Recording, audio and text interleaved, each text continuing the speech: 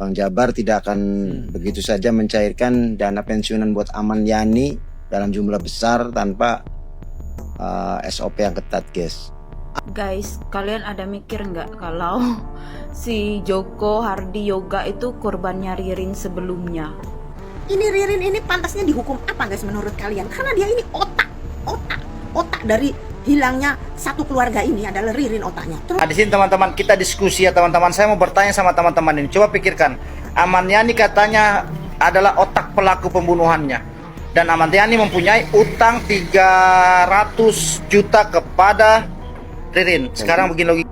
Kita lihat lambang dan simbolnya menjadi sebuah simbol seperti apa yang harus kita artikan bersama-sama. Biasanya saya melihat kronologinya itu si Aman Yani ini membuat suatu kesalahan.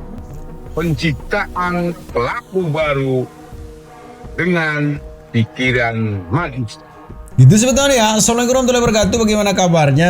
Semoga baik-baik saja ya. Masih dalam kasus Ririn begitu sebetulnya ya. Kasus di Pauman. Yang menarik dan masih menjadi misteri adalah keberadaan dari Aman Yani sebetulnya. Tapi menarik kalau kita mendengar bagaimana sih sebenarnya pendapat para netizen terkait dengan kasus ini sebetulnya. Yang ini menarik. Jadi seperti saya bilang sebelumnya bahwa ternyata netizen kita ini cerdas sebetulnya dalam menganalisa setiap kejadian yang ada di sini begitu. Terutama kejadian yang penuh teka-teki dan misteri seperti ini. Jadi kita masuki segmen mungkin sebetulnya kita dengar pendapat para netizen terkait dengan kejadian di Pauman ini. Tapi seperti biasa sebelum kita mulai kita absen dulu ya. Ini videonya sudah sampai mana. Jadi mulai kita interaksi bagaimana videonya. Ini dia. Selamat menonton. Jangan lupa like, subscribe, komen, dan skip. Aman Yani nggak tahu ada, nggak tahu tiada. Yang jelas uangnya diambil, orangnya tidak ada. Begitu maka PJB saya katakan manajemennya harus bersifat tegas bagi para pegawai yang melakukan pelanggaran Dalam operasional perbankan, pencairan dana pensiunan terutama dalam jumlah besar memiliki prosedur operasional atau SOP, guys. Bang Jabar tidak akan begitu saja mencairkan dana pensiunan buat Aman Yani dalam jumlah besar tanpa SOP yang ketat, guys. Apa tujuannya? Tujuannya untuk memastikan agar dana pensiun ini jatuh ke tangan orang yang tepat, guys. Ketika Bang Jabar mencairkan dana pensiunan tanpa kehadiran fisik nasabah, ya, dalam hal ini Aman Yani, dan tanpa dokumen kuasa yang sah, terverifikasi secara ketat, maka muncul dua sisi hukum utama. Satu, Bang Jabar melanggar azas prudensial atau azas hati-hatian. Kedua, adanya dugaan perbuatan melawan hukum. Mudah-mudahan ini bisa menjadi pelajaran berharga buat Bang Jabar untuk lebih hati-hati lagi ke depan biar supaya kasus yang sama tidak terjadi lagi, guys. Guys, kalian ada mikir nggak kalau si Joko Hardi Yoga itu korbannya Ririn sebelumnya? Kan selama ini kan kita kan curiga Aman Yani kan jadi korban juga kan. Siapa tahu nama-nama yang disebutkan fiktif itu nama korban dia juga. Dari cara dia ngebunuh tuh, skenario dia tuh, kayaknya kan dia kan bukan pertama kalinya. Menduga-duga kan nggak salah. Tapi kalau emang iya ngeri banget ya. Ini pembunuhan berantai, pembunuh berdarah dingin. Lama-lama makin seru. ini Ririn ini pantasnya dihukum apa guys menurut kalian? Karena dia ini otak dari hilangnya satu keluarga ini adalah Ririn otaknya. Terus Ahmad Yani juga itu, si Ahmad Yani yang dituduh pelaku utamanya itu juga udah hilang dari tahun 2016. Itu juga aku yakin otaknya juga Ririn itu udah berhasil melenyapkan Bapak Ahmad Yani, lalu dia lakukan terhadap keluarganya Pak Budi. Karena dia juga udah berhasil kan bisa menguasai dana pensiunnya Ahmad Yani, terus dia juga mau menguasai uangnya Bapak Budi sekeluarga ini kan. Itu si Ririn itu sangat licik itu Ririn. Pantasnya dihukum apa ini Ririn ini guys menurut kalian? Apa diapain coba? Ini kan guys satu keluarga yang dihabisi oleh Ririn dan dikubur di belakang rumahnya ini ya guys ya. Terus ini si Ririn ini orang desa tapi yang sangat-sangat hebat ya, dia sangat manipulatif gitu ya. Semula dia mengatakan bahwa pelaku pembunuhan satu keluarga ini adalah Ahmad Yani. Ririn selalu mengatakan seperti itu ya. Padahal pelaku utamanya Ririn sendiri. Sangat-sangat hebat. Sekelas orang desa seperti Ririn, dia bisa bersandiwara sampai pengacara Bapak Tony aja tertipu oleh kata-katanya. Bahkan aku sendiri awalnya juga tertipu, percaya kalau Ririn itu bukan pelaku. Tapi udah kesini-kesininya, aku mendengarkan rentetan cerita dari keluarganya Ahmad Yani, fit bahwa pelaku utama pembunuhan satu keluarga ini adalah si Ririn gitu ya, si Ririn. Karena Ririn itu juga aku yakin udah menghabisi Bapak Ahmad Yani. Karena Bapak Ahmad Yani yang dituduh oleh Ririn pelaku utama yang melakukan pemukulan pakai palu lah bla bla bla bla. Sebenarnya Bapak Ahmad Yani itu sudah nggak ada di dunia ini. Aku fix Bapak Ahmad Yani ini sudah nggak ada di dunia ini. Karena keluarganya mencari-cari sejak tahun 2016 itu nggak ketemu. Karena si Ririn ini yang bolak-balik ingin mencairkan dana pensiunnya Bapak Ahmad Yani, dan alasannya Bapak Ahmad Yani ini katanya mempunyai hutang 350 juta terhadap Ririn, kepada Ririn gitu ya. Sedangkan Ririn itu orang nggak punya. Ririn itu keluarganya, bapaknya Ririn aja makannya dari Bapak Ahmad Yani. Sedangkan Bapak Ahmad Yani ini adalah seorang manajer bank BCB. Terus dia mempunyai dana pensiun. Itu dana pensiunnya itu mau dicairkan oleh Ririn, dan Ririn itu membujuk adiknya Bapak Ahmad Yani ini agar menjadi sebagai Ahmad Yani untuk membuat surat kuasa agar dana pensiunnya itu bisa dicairkan oleh Ririn. Seperti itu guys. Kan udah kelihatan bahwa Bapak Ahmad Yani ini sebenarnya udah nggak ada di dunia ini. Aku yakin udah nggak ada. Kayaknya udah dilenyapkan oleh Ririn. Lalu Ririn juga karena keberhasilannya dia melenyapkan Bapak Ahmad Yani ini dan menguasai uang Bapak Ahmad Yani, menguasai dana pensiunnya Ahmad Yani, jadi dia ingin melakukannya terhadap keluarganya Bapak Budi gitu. Ini keluarganya Bapak Budi juga dari ATM-nya lah, uang-uangnya Bapak Budi juga ini dikuasai oleh Ririn gitu. Dari KTP-nya Bapak Budi aja dipegang oleh Ririn. Berarti fake Ririn itu adalah pelaku pelenyapan Bapak Ahmad Yani kayaknya sih ya. Karena Bapak Ahmad Yani itu sampai sekarang ya nggak ketemu juga dicari oleh keluarganya, sampai Bapak Aing aja, Pak Dedi itu membuat sayembara agar Bapak Ahmad Yani ini kalau masih hidup itu tolong nongol gitu ya, keluar gitu, dan mau dikasih duit 750 juta, dan dana pensiun yang udah diambil sama Ririn 500 juta itu mau diganti oleh Bapak Aing, tapi nggak nongol juga. Sampai anaknya Bapak Ahmad Yani itu sama mantan istrinya itu juga memohon-mohon agar keluar gitu, mengklarifikasi apabila masih hidup tolong gitu. Sedangkan polisi juga mencari-cari Ahmad Yani juga itu nggak ketemu, nggak ada. Aku yakin kayaknya udah pindah ke alam baka deh Bapak Ahmad Yani ini, dipindah oleh si Ririn. Aku yakin pelaku pelenyapan Ahmad Yani ini juga Ririn juga pelakunya. Aku yakin sih kayak gitu. Karena kenapa si Ririn ngotot sekali ingin mencairkan dana pensiunnya Bapak Ahmad Yani, dan kenapa Ririn juga bisa menguasai ATM sampai KTP-nya Bapak Budi kalau dia bukan pelakunya. Ini motifnya uang. Ririn itu kayak pengen kaya tapi caranya licik sekali gitu, licik dan picik gitu, bisa mengkambing hitamkan orang yang memang udah dihabisi sama dia kayak gitu. Bapak Ahmad Yani ini udah nggak ada, nggak pernah nongol, udah hampir 10 tahun lah, 10 tahun itu menghilang entah kemana. Istrinya, anaknya, adiknya itu nyari-nyari nggak ada. Tapi Ririn ngotot katanya yang menghabisi Bapak Budi si keluarga itu adalah Ahmad Yani. Nah, Ahmad Yani picik sekali kau ya, ini si Ririn ini ya, hebat sekali gitu ya. Ini benar-benar seorang pelaku pembunuhan yang berdarah salju, dingin, licik dan picik sekali kau ya. Ini pantasnya Ririn ini dihukum apa? Nah, di sini teman-teman kita diskusi ya teman-teman. Saya mau bertanya sama teman-teman ini. Coba pikirkan, Ahmad Yani katanya adalah otak pelaku pembunuhannya, dan Ahmad Yani mempunyai utang 300 juta kepada Ririn. Sekarang begini logikanya, seorang manajer dan anak buah yang jauh di bawah jabatannya teman-teman. Pikirkan aja, Ririn kerja berapa tahun, kok bisa mempunyai uang sebanyak itu. Dan Ahmad Yani kenapa bisa pinjam ke Ririn? Harusnya kita pikirkan secara logika, alasan yang Ririn buat itu tidak masuk di akal.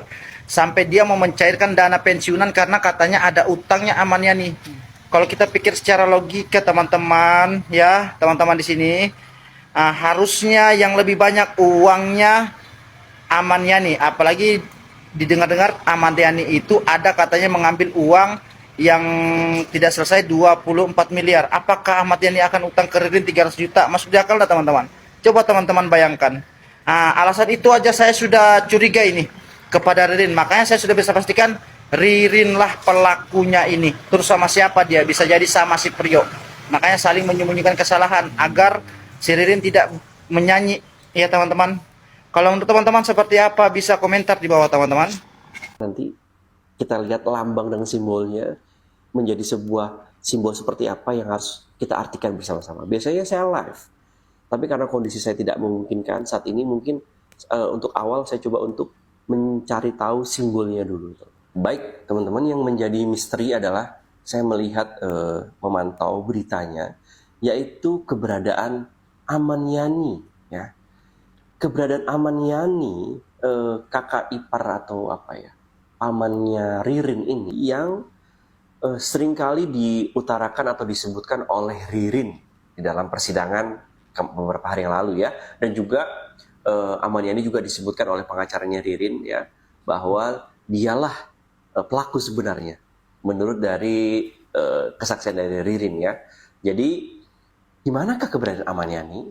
Yang juga di beberapa video saya melihat ada videonya Pak KDM ya, Kang Deddy Mulyadi juga menanyakan di mana Ahmad Yani, sampai beliau mendatangkan orang-orang BJB di mana tempat bekerjanya Ahmad Yani pada waktu itu ya. Jadi teka-teki asuransinya, pensiunnya dan sebagainya itu sudah diceritakan di kanalnya Kang Deddy Mulyadi ya. Secara normal, secara penelusuran dari Goib juga ternyata mengundang begitu sebetulnya untuk mencari tahu keberadaan dari Ahmad Yani begitu sebetulnya. Karena bagaimanapun juga kasus ini menjadi kasus nasional di mana satu keluarga dihilangkan secara sadis sebetulnya, yang sangat kita sayangkan, dan harapan netizen sebenarnya adalah sama, yaitu menghukum dengan seberat-beratnya pelaku tindakan seperti ini, karena ini sekali lagi tidak manusiawi, tindakannya begitu kejam dan sangat menyakitkan dan sangat menyayat hati dari para netizen begitu sebetulnya. Terutama saya pribadi juga, siapapun nanti terbukti melakukan hal ini harus dihukum seberat-beratnya sebetulnya. Apalagi terkait dengan penghilangan anak kecil juga di situ, nauzubillah sebetulnya, yang sangat menyedihkan. Dan semakin menarik, dan coba kita lihat ada analisa yang menyebut bahwa kejadian ini seperti ada anomalinya lah begitu sebetulnya, yang menarik juga kita saksikan. Ini dia videonya. Saya mengamati ya peristiwa pembunuhan itu yang di Indramayu, yang sekeluarga, yang Haji Sahroni ini sangat lucu gitu loh, seperti drama ya. Jadi saya tidak mau masuk ke ranah persidangannya polisi. Saya sudah melihat, jadi beberapa keping-keping sudah saya kumpulkan ya.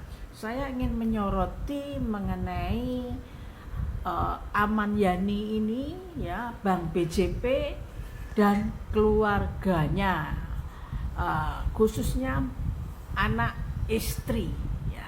Gini, ini saya membahas mengenai waris ya.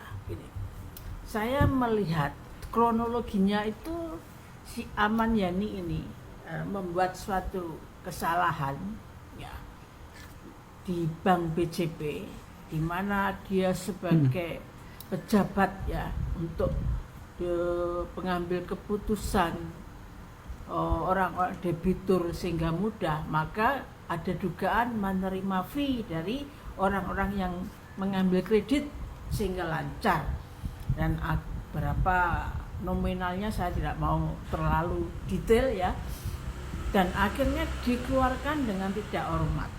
Otomatis Ahmad Yani ini berhak untuk mendapatkan pesangon.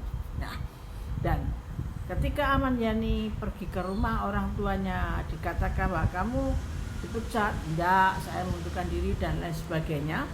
Terus beberapa saat kemudian Bank BJP ke rumah Ahmad Yani ini, yang ditemui adalah istrinya, dan istrinya mengatakan bahwa Ahmad Yani enggak ada di sini, di sana mungkin orang tuanya. Nah, padahal Bank BJP sudah mengatakan ada uang pesangon untuk Bapak Ahmad Yani. Seharusnya sebagai istri dia yang berhak menerima uang itu. Nah, di sini ada misleading. Kenapa ya uang itu bisa dicairkan oleh si R ini dan kuasa hukum? Ya, itu pertama poinnya. Sampai akhirnya si istrinya Ahmad Yani mengajukan permohonan ya, penetapan dari pengadilan bahwa suaminya hilang. Ya, kalau ya saya tidak mengatakan bahwa istrinya gak cerdas. Kalau orang istri yang cerdas, maka dia akan mengurus semuanya, ke bank BJB pesangonnya dan lain, karena dia sudah menyatakan hilang gitu ya, pesangonnya dan lain sebagainya, dengan mengajukan diri sebagai ahli waris diurus ya, mulai dari RT, RW, lurah, kecamatan sampai penetapan. Dan yang berhak membuat surat keterangan ahli waris itu adalah kecamatan di mana Aman Yani tinggal atau notaris, jadi bukan pengacara. Nah, di sini sudah ada kejanggalan. Yang kedua, dari pihak bank ya, ada juga salah prosedur. Bagi saya itu sangat-sangat teledor ya. Kenapa? Mengapa bisa mencairkan pesangon ya?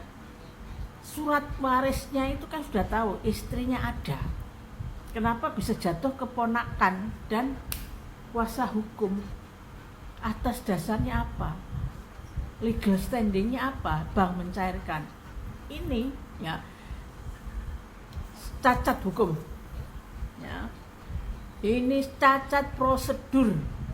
Saya tahu karena saya juga baru mengurus waris kakak kandung saya meninggal. Beliau tidak menikah, tidak punya anak, sehingga saya sebagai adik kandung ada awali warisnya. Saya ngurus semua dari RT RW kakak saya tinggal sampai ke kecamatan. Bahkan namanya beda aja, saya pergi ke pengadilan untuk menetapkan nama ini adalah nama yang sebenarnya adalah ini. Sehingga keluarlah surat, saya mengurus ke notaris sebagai surat keterangan ahli waris, sehingga saya bisa, pesangonnya kakak saya bisa keluar, BPJS-nya bisa keluar, akte kematiannya bisa keluar karena kakak saya meninggal. Itu yang harus dilakukan. Nah, nanti kita sambung lagi. Saya sudah melihat wawancara Kang Deddy dengan lawyer. Ya, lawyer menjalankan sesuai prosedur profesinya.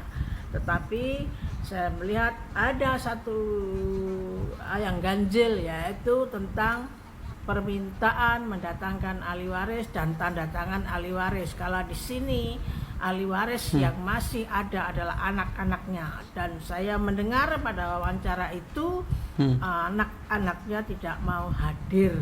Nah, disinilah saya katakan ada salah prosedur dalam pencairan dana pensiun itu. Jika tidak ada tanda tangan ahli waris, tidak ada kedatangan ahli waris, kok bisa cair? Dengan cara apa? Itu. Dan juga ada SMS dari yang ngaku Aman Yani, yang dari katanya Kalimantan, Singapura tapi nomor Indonesia. Itu tugas polisi cyber untuk menyelidiki. Jadi ini kalau sudah di tangan Pak Kang Deddy, pasti polisi akan bekerja tanpa laporan pun polisi bisa bekerja ya. Jadi nanti akan dilihat ini benar nggak nomor ini, ketika mengirimkan itu nanti kan pasti polisi akan minta ke provider. Ini letak koordinatnya ada di sini, IP addressnya sekian, bisa dicari. Zaman sekarang sudah canggih, jangan drama-dramaan seperti yang saya katakan. Dan juga saya melihat wawancara Kang Deddy dari keluarganya, ya memang ya rada aneh ya kalau ada bapak hilang tapi tidak mencari, suami hilang tapi tidak mencari, itu memang aneh kalau hal-hal kayak gitu ya. Jadi tetapi ya itu urusan mereka sendiri, saya tidak mau ikut campur. Di sini saya poinnya ada dua peristiwa hukum, ada peristiwa satunya Bun ya keluarga Budi, satunya hilangnya Aman Yani. Ini yang harus segera dicari, beliau hilang, masih hidup atau sudah meninggal, atau ada kasus pembunuhan atau korban pembunuhan, di mana kuburannya dan lain sebagainya. Itu yang harus segera dituntaskan, dan saya rasa polisi akan segera mengungkapnya ya. Kita doakan aja agar proses ini ya, kalau yang di pengadilan sudah jelas kok itu nanti ya. Jadi sudah ada feeling saya tidak jauh dari apa yang dipilingkan oleh Kang Deddy ya. Sudah terang benderang kalau yang di pengadilan itu. Ya, oke. Penciptaan pelaku baru dengan pikiran magis pada kasus pembunuhan Sakit Pauman Indramayu. Mari kita masuk pelan-pelan. Tapi sebelumnya kita ngopi dulu.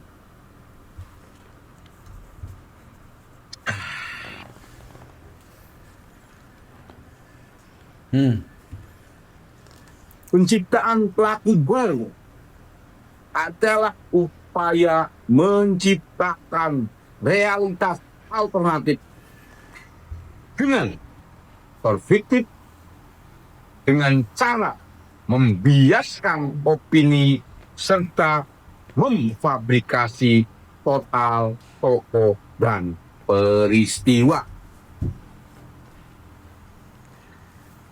Contoh, di podcast Densu itu,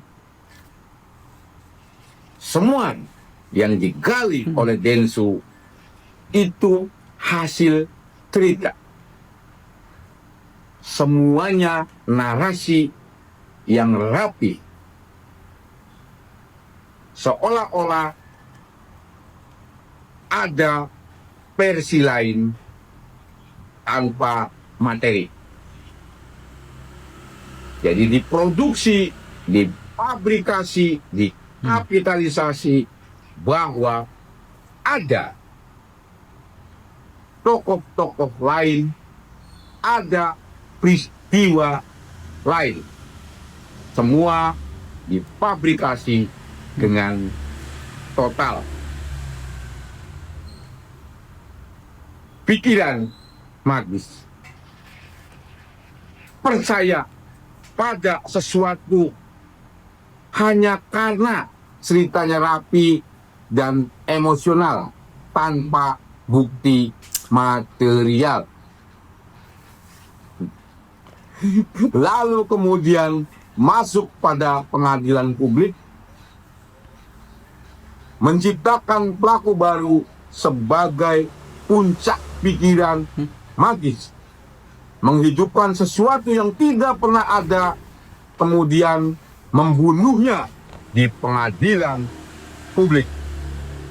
Jadi maksud orang ini menciptakan hal-hal baru, memfabrikasi tokoh-tokoh baru atau penciptaan pelaku baru, tujuannya adalah membunuh di pengadilan publik, tidak diadili di peradilan positif. Contoh, misalkan informasi di podcastnya Ang Deddy Mulyadi bahwasanya ada sosok Ahmad Yani yang mencairkan dana pensiunnya 2018, kemudian setiap bulan transfer ke BRI, langsung akan dikapitalisasi bahwa Ahmad Yani itu ada, tanpa memperdulikan fakta lain. Misal, KTP-nya dipalsukan, ada orang lain yang mengambil dana pensiunannya dengan cara dipalsukan, atau praktek-praktek manipulasi. 2018 terjadi pencairan, tetapi sosok Ahmad Yani ini memang menghilang, atau juga patut diduga dihilangkan, garis miring, orangnya memang sudah tidak ada, atau juga kemungkinan orangnya dibunuh. Karena motifnya hampir sama. Menghilangkan orangnya, kemudian menguras duitnya di dalam rekening pribadinya. Usulku, jangan pernah biarkan imajinasimu diperkosa oleh imajinasi orang lain yang dibungkus dengan gimmick, halusinasi, dan manipulasi. Tetap sehat dan berpikiran cerdas. Begitu semeton videonya ya, mudah-mudahan videonya bisa menghibur semeton semua. Kita tunggu bagaimana perkembangan kasus ini yang sekarang masih dalam tahap penyelidikan, tahap persidangan mungkin semeton ya, yang membuktikan bagaimana kiprah dan siapa sebenarnya dalang di balik semua ini, sehingga ini dilakukan dengan sebegitu rapinya, sebegitu hampir tidak ada celah begitu semeton ya, untuk kita bisa menebak-nebak. Kita tunggu saja perkembangan kasus ini, bagaimana nantinya penyidik, kepolisian, kejaksaan atau siapapun di situ mengungkap kasus ini seterang-terangnya. Tapi intinya setiap kebenaran pasti menemukan jalan keluarnya, dan setiap yang bersalah harus dihukum seberat-beratnya. Tetap jaga persyaratan dan kesehatan semeton ya. Assalamualaikum warahmatullahi wabarakatuh.